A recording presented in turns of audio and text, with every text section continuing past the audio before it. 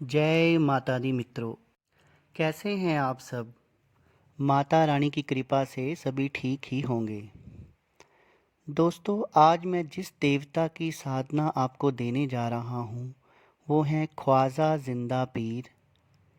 इन्हें जिंदा पीर इसलिए कहा जाता है क्योंकि माना जाता है जब इनको कब्र में दफनाने की तैयारी की जा रही थी तब ये जिंदा हो गए थे और आज भी कलयुग में भी जिंदा हैं।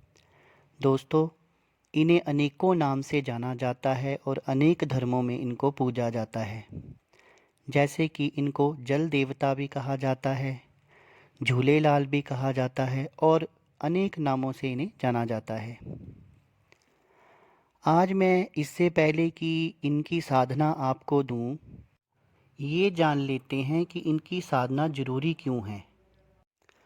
दोस्तों, जो ख्वाजा जी को सिद्ध कर लेता है उसे अन्य किसी साधना की ज़रूरत नहीं रह जाती।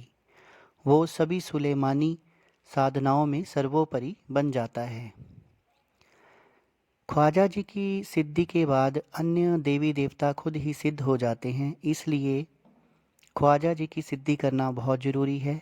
अगर आप तंत्र के क्षेत्र में आगे बढ़ना चाहते हैं या साधना के क्षेत्र में आगे बढ़ना चाहते हैं। लेकिन दोस्तों, ख्वाजा जी की सिद्धि करना इतनी आसान भी नहीं है, क्योंकि कठोर दिल वाले ही इस साधना को कर सकते हैं। ख्वाजा जी की सेवा में बहुत सारे जिन जिन्नात और परियां रहती हैं। साधक जैसे जैसे साधना करना शुरू करता है तो ये जिन और परियां आकर साधक को डराती हैं और उसकी साधना को भंग करने की कोशिश करती हैं।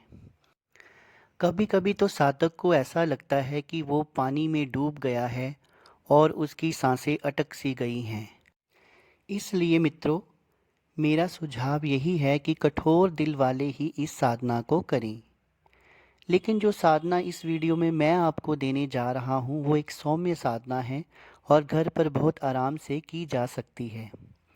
अब मैं इस साधना की विधि इससे पहले आपको बताऊं, मेरी आप सबसे गुजारिश है कि आप मेरे इस चैनल को सब्सक्राइब कर लें, वीडियो अच्छी लगे तो लाइक कर दें और शेयर कर दें,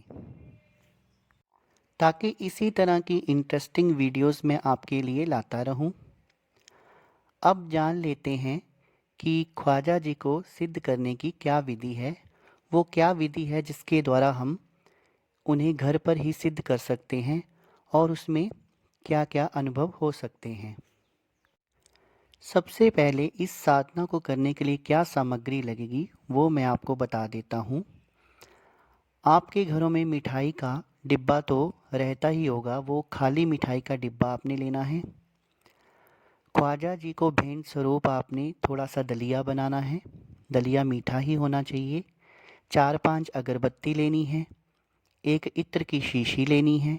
5 लौंग, 5 इलायचियाँ लेनी हैं और 4-5 गुलाब के फूल लेने हैं। साथ में 1.5 मीटर हरे रंग का या नीले रंग का कपड़ा लेना है। ये सारी सामग्री आपने एकत्रित करनी है और साथ में एक आटे का चौमुखी दीपक बनाना है। इस दीपक को हमने सरसों के तेल और 4 बातियों के ज़रिए जलाना है। अब हम किसी भी शुक्ल पक्ष के शुक्रवार को इस सामग्री को लेकर किसी भी नदी नाले जो कि आपके पास ही हो वहाँ जाएंगे। सामग्री में जो हमने मिठाई का खाली डिब्बा लिया है उसको हम कश्ती की तरह यूज़ करेंगे। उसमें हम ख्वाजा जी के भेंट स्वरूप बनाया हुआ दलिया डालेंगे। उसके ऊपर एक आलू की मदद से 5 अगरबत्ती जलाएंगे। आटे का चौमुखी दीपक जलाएंगे और साथ में 1.5 मीटर हरा कपड़ा भी रखेंगे, पर वो इस तरह रखना है कि जले नहीं। उसके साथ ही 5 लौंग, 5 इलायचियाँ या फिर 7 लौंग, 7 इलायचियाँ और 5 पुष्प जो हमने गुलाब के लिए हैं वो रखेंगे। अब दोस्तों, हमने जो चौमुखी दीपक है उसको जलाना है, अगरबत्तियों को जलाना है और जिस तरफ से नदी का जल आ रहा है उस तरफ ख्वाजा जी को प्रणाम करके उसको एक किश्ती की तरह बहाना है और उनसे गुजारिश करनी है कि ख्वाजा जी, मैं आज से आपकी साधना करने लगा हूँ और मैं चाहता हूँ कि मेरी साधना में आप मेरी मदद करें और जो भी इसमें रुकावटें आती हैं उनको दूर करें और मेरी साधना को सफल बनाएं। ये बोलकर आपने वो किश्ती पानी में बहा देनी है। अब आपने 3 बार बोलना है, ख्वाजा जी मेरे साथ घर चलिए, ख्वाजा जी मेरे साथ घर चलिए, ख्वाजा जी मेरे साथ घर चलिए। ये बोलकर आपने पीछे मुड़कर नहीं देखना है और आपने सीधे अपने घर पहुंच जाना है।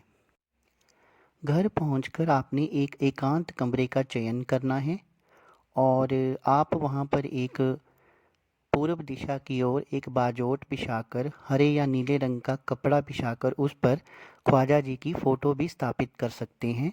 अगर फ़ोटो नहीं भी होगी तो भी चलेगा, पर अगर आप स्थापित कर लें तो बहुत अच्छी बात है। फ़ोटो स्थापित करने के बाद अब उनको पुष्प की माला पहना सकते हैं, धूप दीप कर सकते हैं। साथ में आपने 5 अगरबत्ती जलानी है। आसन कोई भी हो सकता है, ऊनी आसन भी हो सकता है, पर जो सबसे ज़रूरी है वो आपने सिर के ऊपर कपड़ा ज़रूर रखना है।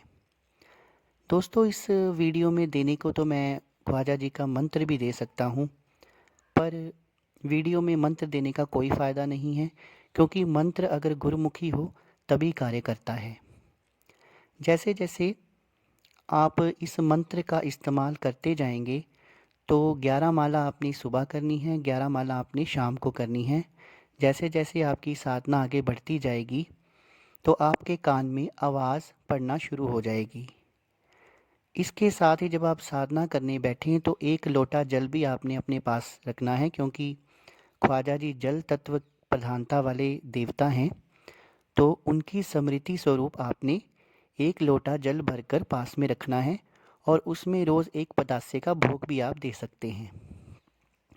तो दोस्तों, जैसे जैसे आपकी साधना आगे बढ़ती जाएगी, 11 दिन की होती जाएगी, 21 दिन की होती जाएगी, 41 दिन की होती जाएगी और आपका मंत्र सिद्ध हो जाएगा, तो ख्वाजा जी स्वयं आकर आपके कान में बोलना शुरू कर देंगे और वो आपको सब कुछ बताएंगे। अगर आप किसी के भूत, वर्तमान और भविष्य के बारे में बताएंगे तो वो भी बताएंगे, किसी देवता की सिद्धि कैसे करनी है वो भी बताएंगे और गूढ़ से गूढ़ रहस्य भी बताएंगे। अगर किसी को बहुत गंभीर रोग है तो वो भी आपके कान में आकर बताएंगे कि वो कैसे ठीक हो सकता है।